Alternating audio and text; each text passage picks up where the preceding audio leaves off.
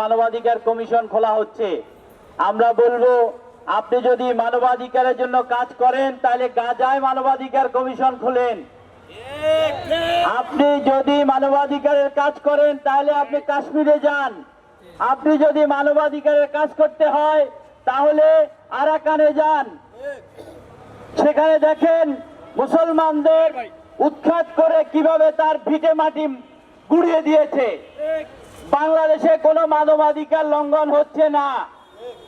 বাংলাদেশে জাতিসংঘের মানবাধিকার অফিস খোলার প্রয়োজন নাই। আমরা একজন এলজিবিটি সমকামীকে জাতিসংঘের দূত হিসেবে বাংলাদেশে চাই না, চাই না, চাই না।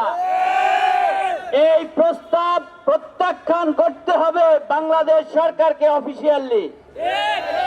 আমরা আজকের এই সমাবেশ থেকে বলবো, ইরানের পক্ষে শুধু নয়, গাজার পক্ষে শুধু নয়, যদি মুসলমানদেরকে রক্ষা করতে হয়, বিশ্ব মজলুম মুসলমানদেরকে, তাহলে বিভক্তি মুছে দিয়ে, শিয়া সুন্নি এই সকল বিরোধ মুছে দিয়ে ঐক্যবদ্ধ উম্মাহ গঠন করতে হবে। জাতিসংঘ মুসলমানদের রক্ষা করতে ব্যর্থ হচ্ছে।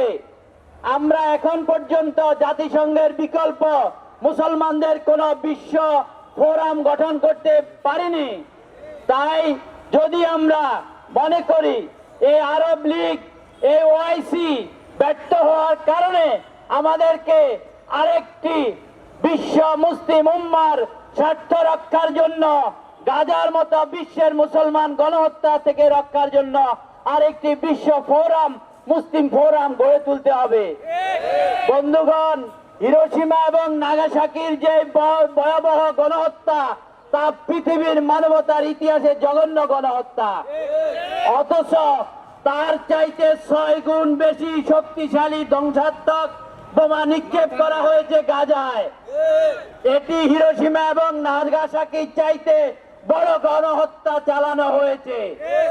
অবিলম্বে এই গাজা গণহত্যার জন্য ইসরায়েলের অবৈধ রাষ্ট্র ইসরায়েলের নেতানিয়াহুকে মানবতা বিরোধী অপরাধে বিচারের আওতায় আনতে হবে। অবৈধ রাষ্ট্র ইসরায়েলকে মোকাবেলা করতে হলে মনে রাখতে হবে, মুসলমানদের পাশে আমেরিকা, রাশিয়া, উত্তর কোরিয়া, চায়না দাঁড়াবে না, দাঁড়ায়নি। তাই মুসলমানদেরকে ঐক্যবদ্ধ হবে, এক উম্মার পিছনে দাঁড়াইতে হবে। ইতিমধ্যে বাংলা ভাষায় ইউটিউব, ফেসবুকে কিছু কিছু টুপিওয়ালা, দাড়িওয়ালা শয়তানের অনুসারী মুসলমানের মধ্যে বিভক্ত সৃষ্টি করার জন্য পোস্ট দিচ্ছেন। আপনারা সতর্ক থাকবেন, ওরা শয়তানের কুপ্ররোচনায় পড়েছে। ওরা এখন শিয়া সুন্নি ভাগ করছে।